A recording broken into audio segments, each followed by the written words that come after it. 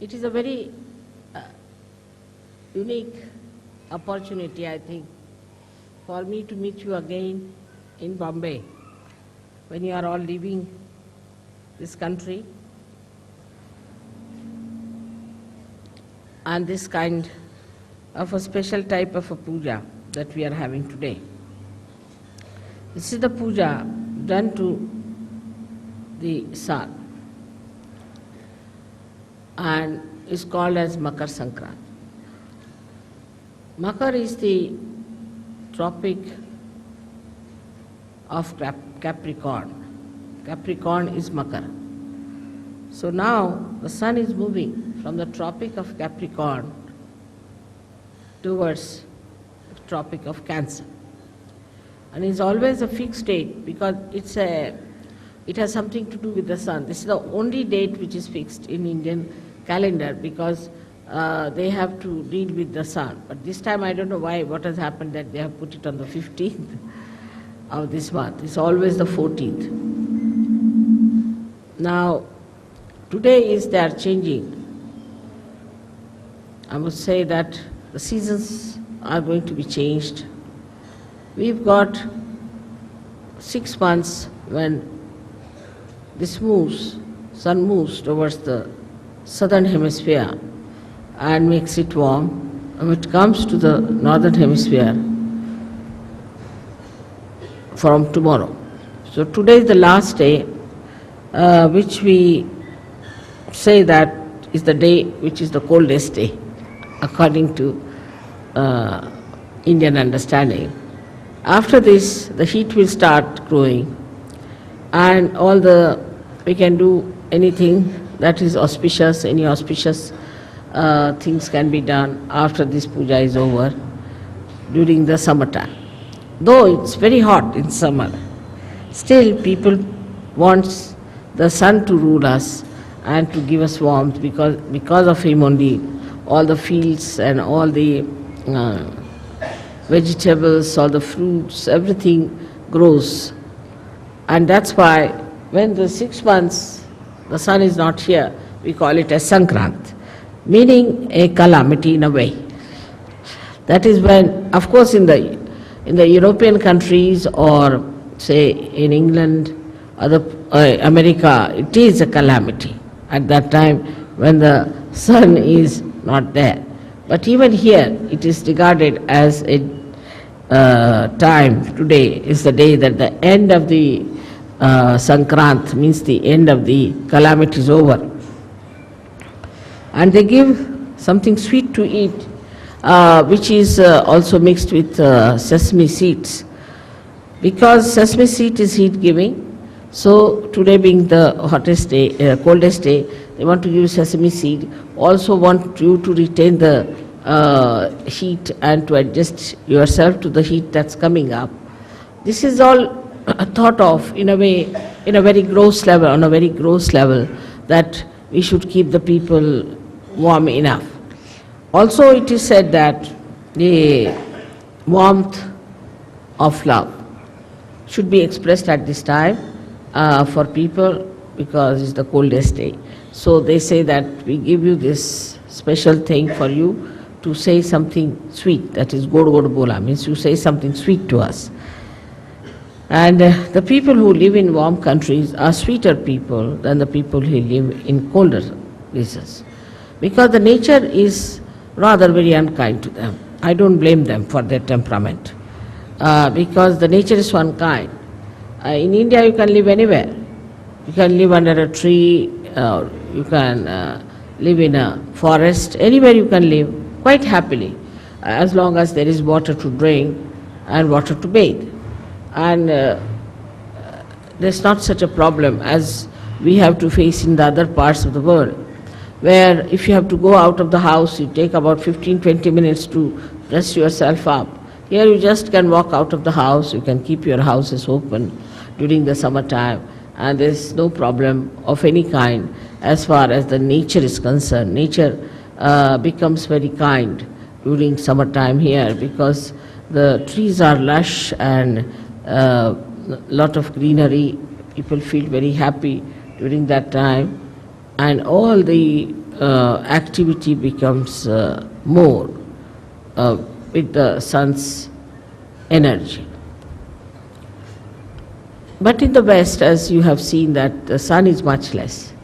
Because of that, people keep more to their houses, to artificial heating or other heatings, and the doors are closed, the hearts are closed, and it's difficult for them to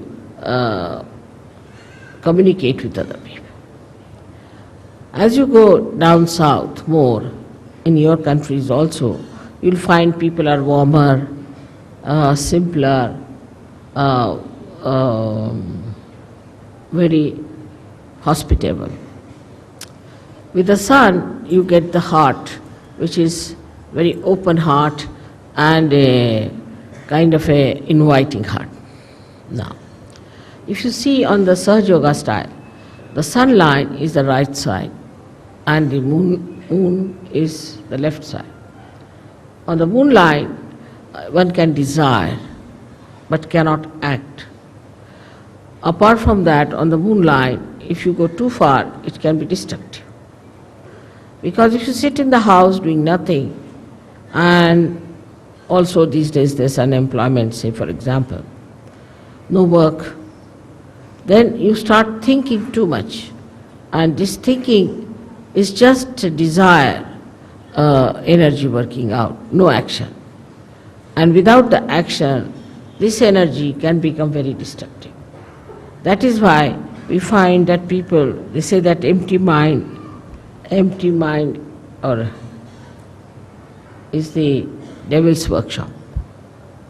Where people do not act, when the action doesn't take place, then it can be quite destructive. लावून द्या पंखा थोडासा आणखी वाढवून द्या हां आणखी वाढवून द्या हा वाढवा थोडासा वाढवून द्या बस हां. So the whole situation is different in a country which is warm and a country which is not warm. But in a country where it is very warm also, like Africa, there are complications due to too much of heat. Like we have the topic of, the equator passing through, and it heats up that area so much that it becomes full of jungles, very high trees and tall trees, and the whole place is covered with foliage so much that there's no possibility for any sunshine to penetrate through. And it's quite dark, it's full of darkness. So that extreme also comes in the same category as the extreme of the cold season. Now such people live there, and they naturally, because the sun is less, so they do not grow much, and they can be primitive people, and they can be quite aggressive, like they learn things from the animals, and they could be quite aggressive. So the balance has to be struck, and the balance is that we should desire and act. But the trouble is, in human atmosphere, there is a division of labor, I think.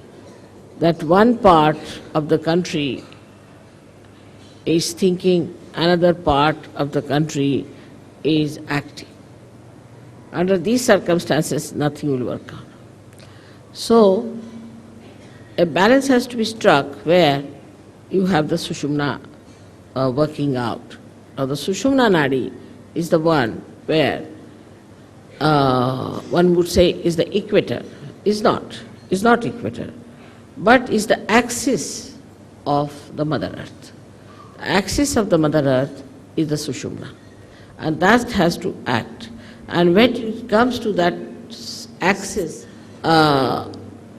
it is the one that balances. Actually, there is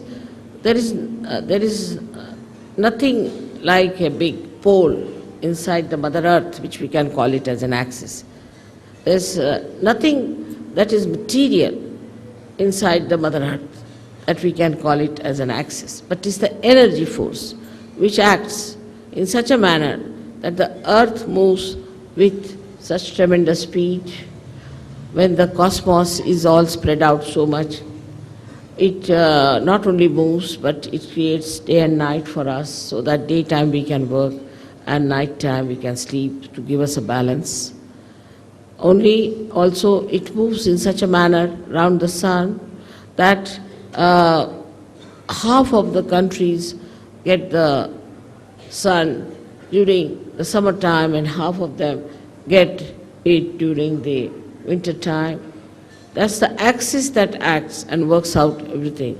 Apart from that, this axis keeps all the distances necessary from other planets and other moving bodies in the cosmos. This axis is the intelligence of the Mother Earth. It is not only the intelligence, but it is the fragrance, and apart from it is the Sushumna Nadi, we can say, of the Mother Earth. Now, through this axis only, all these swayambhus and all these great happenings of earthquakes and all that takes place. This axis is the one which moves. It's an energy. We can call it axis as the energy. Moves the lava into different directions and pierces through different areas to create earthquakes and also to have Jwalamukhi laka hai English mein? Huh? Volcanoes. And all these things happen because the axis has sense what is to be done. This axis is the one that loves us. Because of this axis, we have seasons. The seasons are created beautifully to give us different varieties of food and varieties of things. The heat of the Mother Earth, if it is lost, then we'll have nothing on this earth. It will be all frozen and there will be all snow and we'll have no food, nothing, and it will be like moon living here. Now it is being specially created. First, the Mother Earth, when it was created through the heat of the sun. So we can say that the sun is the father of the Mother Earth. Then she was brought very close to the moon. So it cooled down, absolutely it cooled down, it was all snow. Then it was brought closer to the sun and moved at a point where life could start working. And that's how the whole thing was organized beautifully to make life grow in that area. Then when the life started growing, gradually we know that how the carbon was formed. Now the carbon is formed by the same axis because there's heat in the axis, the energy of heat that converts the plants into carbon. Now this carbon is later on forms the basis for, you can say, for the production of carbohydrates, you can say, or all organic matter. But to create life, we had to have another help, is the nitrogen.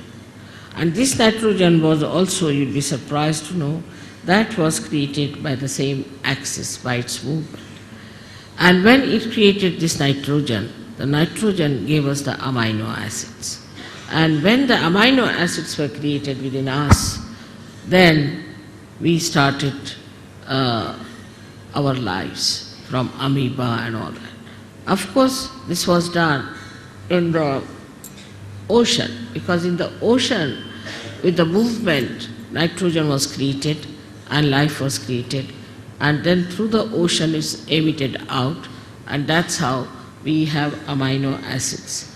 With the amino acids, the formation of amino acids gave us the combinations and permutations, different lives, So in the whole evolutionary process, the Mother Earth has played a very big part through her axis. In the same way, in human beings, the axis is the most important. That's the main principle of life we have got, is our axis. We have to stand on our axis. Those who do not stand on their axis, stand more towards the left or towards the right, are capable of complete destruction. Because either they will be destroyed by too much of right side or too much of left side. So our axis has to be properly dealt with. Now those people who do not have a proper axis can have problems of different chakras, of different kind of quality in a person. A person who stretches his axis too much, puts back his head like this, is a person who is very right-sided and creates problem with his ego. And the one who absolutely bends down, like a slavish person, also is a person who goes towards his destructiveness. Now there's a big problem between these two types of people, one trying to dominate another, and when they start dominating another person, they actually destroy themselves as well as destroy the ones whom they are dominating. For example, now we have seen that we had Britishers who came here and ruled us. We have seen the French went and ruled some other people. Then there are Portuguese who went and ruled some other people. But everything that they did to dominate and all that has double reactions. First of all, by their domination, say, Indians became very slavish. Indians become, even today, they are extremely slavish and they do not have that independent axis as they should have. Extremely slavish people they are. Especially I see in the West, I am surprised when the Indians go from here.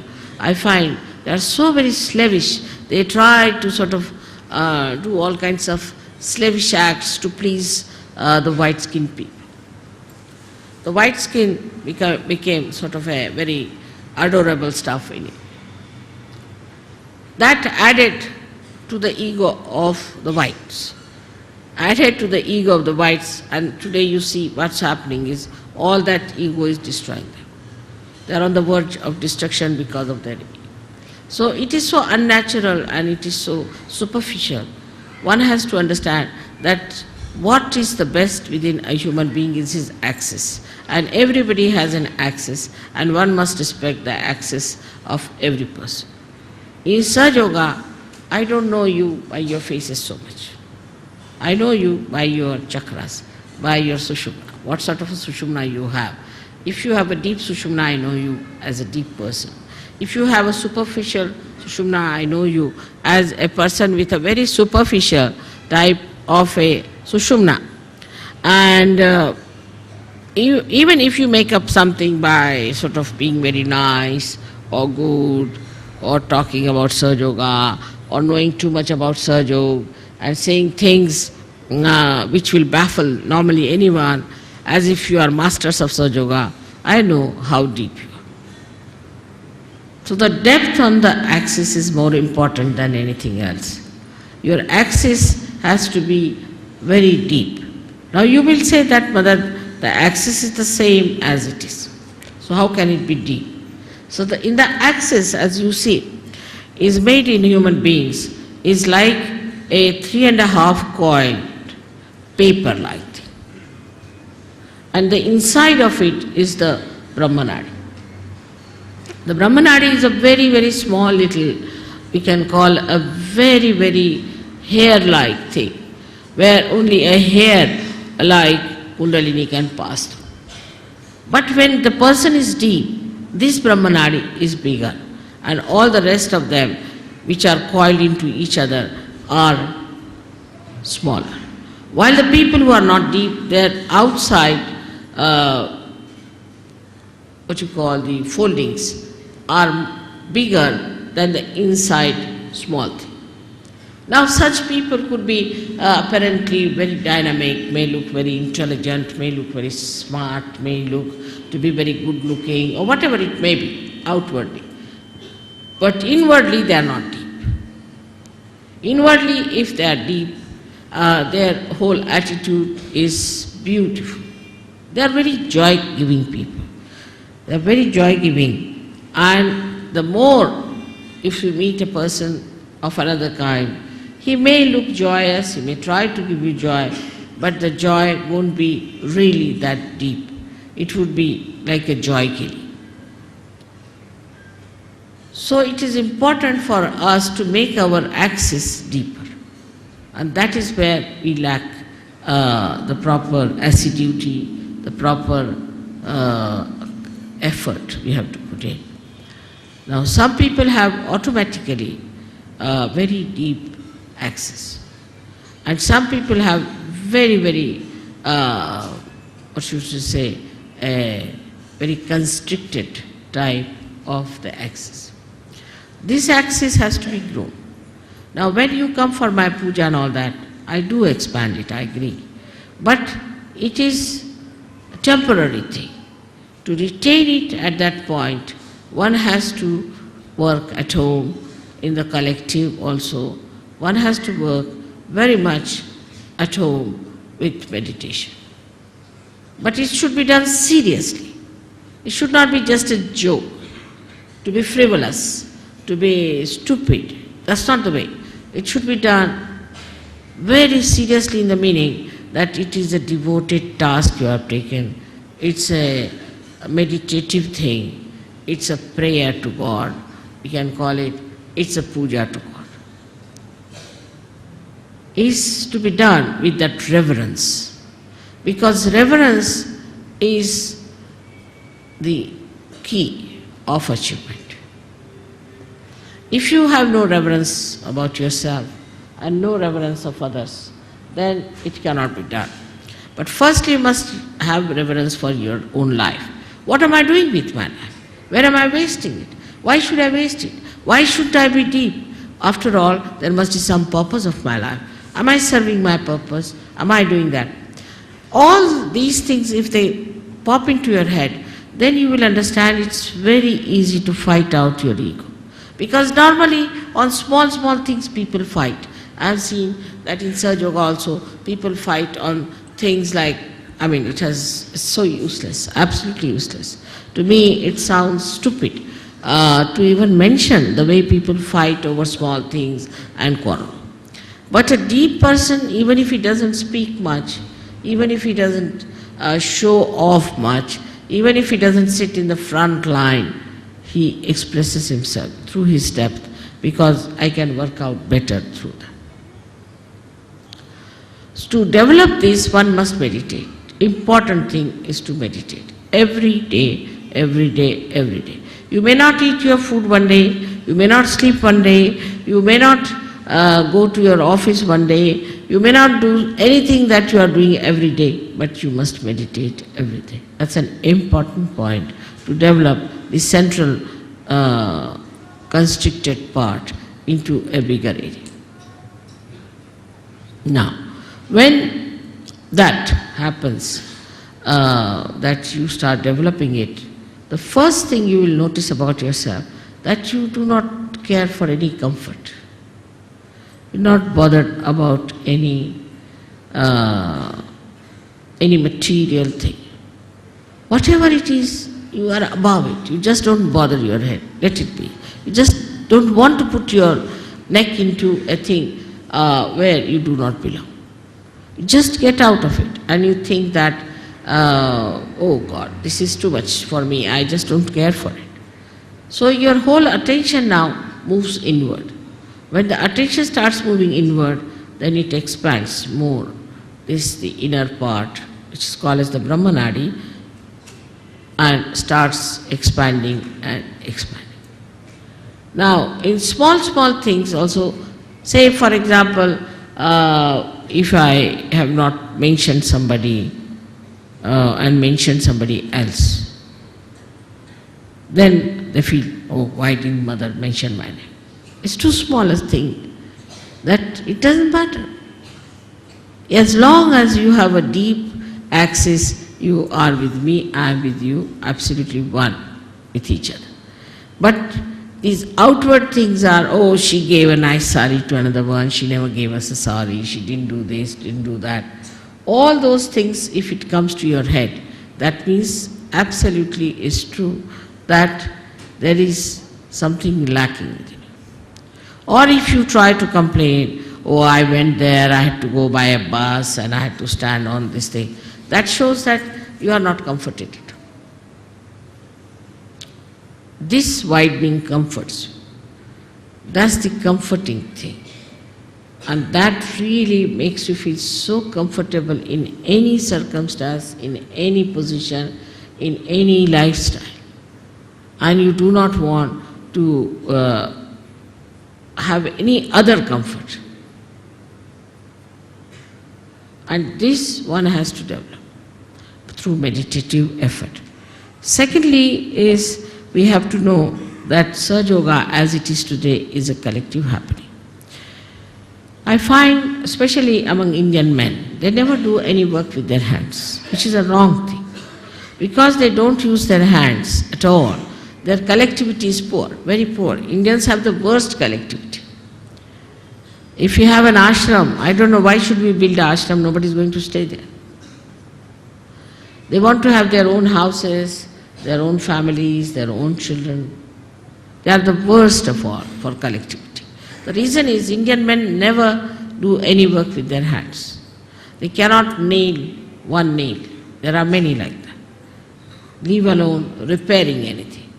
They will stand with their hands on their hips and would just tell work to other people. See, there's a Marathi saying, very interesting, untavarun shedya hakne. That is to sit on a camel and to drive the goats. So that is very typical of Indian men. They cannot repair anything, they cannot do anything now. If supposing somebody is spreading something, they'll just stand like this, watch. They'll never put their hands to it. So for every Sahaja Yogi, it is important what we call as Sramadan. They have to do some Sramadan. Sramadan means the giving of some labor. And that is what we lack. That even if it comes to that, you better clean your house.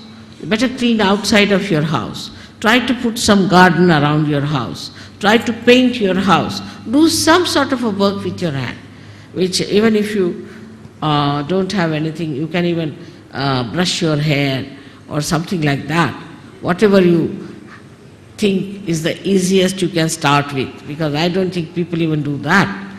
Even they don't shave themselves, they get a person to shave them. I mean, absolutely lazy lumps as that. Now, but on the contrary, we see in the West, people use their hands.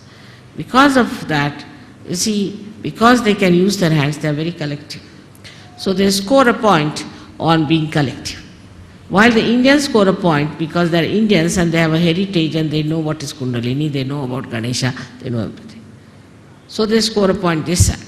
So it's the left side is the desire, the right side is the action. Again we come back to the same position where we have an imbalance. That the action takes place in the West and here is only thinking, all right, we'll do this, planning. Everything in the planning pot. Nothing works out, you go on planning. Now we are building one single ashram in Delhi for the last, I think, 10 years. It is like Taj Mahal, I tell you.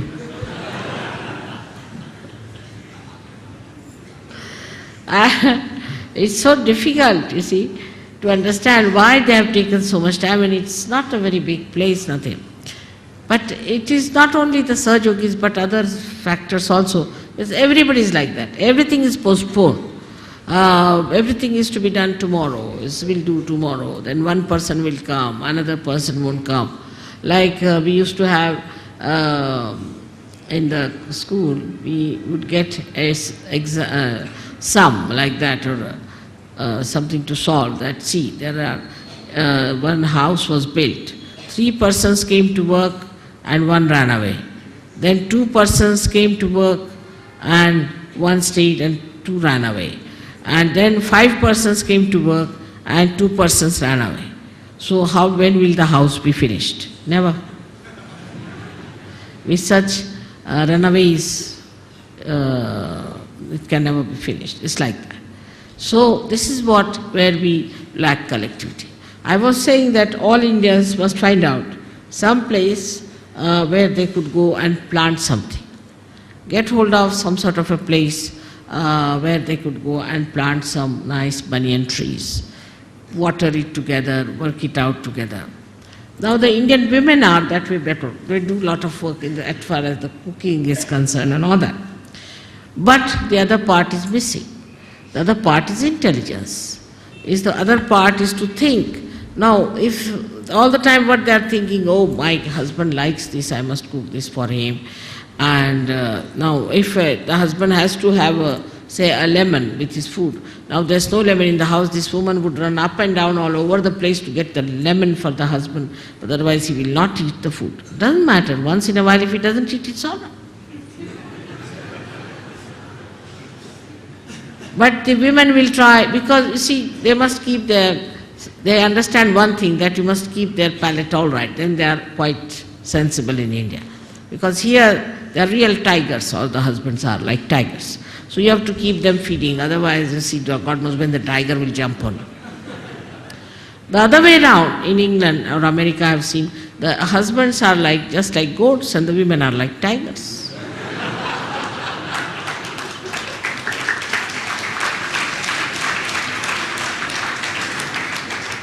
And the westernized Indian women also are like that. And when they go to West, even simple women, I've seen they become like tigresses. Something surprising how they change immediately to the position, even if they may not wear the jeans and all those things, but they become like that. So this imbalancing starts in a human being when he doesn't understand that you have to the axis of the Mother Earth and neither the Capricorn or the Cancer. This balance comes through our depth, and that depth has to be improved. Not through just by talking about it, by talking about Sahaja Yoga, but actually seriously doing meditation. Actually seriously doing meditation. Secondly, we must do some collective work. Now we have in India, say, architects. They have never touched anything with their own hands. They are sitting and drawing. See, that's all, finished. Now after the drawing, do what you like. Now there are problems, practical problems. They cannot nail one nail. All are what we call them as white-collared, pandar-pishas. Absolutely useless for any handwork. They cannot do any handwork whatsoever. Even if they have to lift, say, one of these chairs and stretch them, they cannot do it, normally. So, under these circumstances, one has to understand that we come from a society which is absolutely ruinous as far as collectivity is concerned, so let us be collective. Let us try to do something collective. But the collectivity is so poor in India, so poor, that even they do not treat their wives nicely. They will not talk to their wife nicely, to their children nicely. To them it is absolutely adharmic to be kind to their wives. Now the other side is that the Western people care so much for collectivity that whatever it is they try to compromise and try to keep the family life all right. So it's the two extremes as we have. Despite that, somehow, thanks to the wisdom of Indian women, the family life is going strong. But if you see such men in England, I can tell you nobody will stand the nonsense that Indian men do to their women here. Absolutely. It cannot be forgiven the way they behave. So the balance between the women and men, what is the axis is the home. Home is the axis. In the home, what sort of talks you have? What do you think about? What is your problem? Where is your attention? What do you discuss? That's very important to see. In that you will find out what is going on in the family. Say you are talking ill of each other. If you are telling your child against your husband, husband is telling the wife against, telling the children about against the husband, like that. If it is going on like that, then what happens? That there cannot be the axis which is all right. The axis is love. Axis is love, but not exploitation nor spoiling. Is love. In country like ours, see what is the axis we have? The axis of our country is Adhyatma. We have to now get over this hankering after money, development, this, that. First take to Adhyatma. If people get realization before they are developed, there won't be the problem of creating another America here. We don't have to become communist. We don't have to do anything like that, because communists are just the same as Americans. There's no difference at all in temperament. If American is allowed to stay in Russia, he'll behave the same way as the Russian behaves. And if a Russian is sent to America, he'll behave the same way as the Americans behave. There's no change at all. Now, if the axis of Adhyatma in any country where a person achieves his spiritual ascent becomes the most important thing and is achieved, then any amount of development, any amount of all these things cannot destroy that country, cannot create wars. There will be peace everywhere, there will be enjoyment everywhere. So on this day of Makar Sankranti, let us say now the Sankranti is over and we have to look forward to the new age of a new moon blessing us and the great sun coming over to give us all the energy we need to celebrate the advent of the golden age of Saju. May God bless you.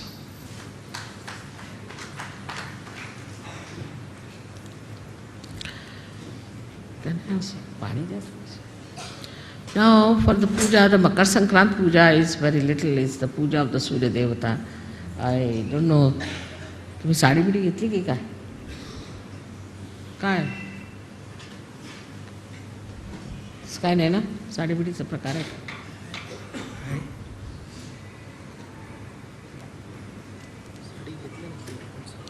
लाल वाली ती कुठे?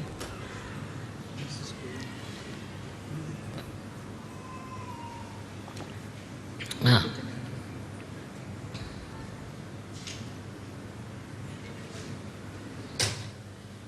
आता आज काय करणार मग? सूर्याची पूजा म्हणजे सूर्याचं नाव घ्यायचं, पाय धुवा आमचे, दुसरं काय की त्याच्यावरती मग साडी बिडी घाला, दुसरं काय सगळं बाहेर घालायचं, पाणी बिणी सगळं लहान शॉर्ट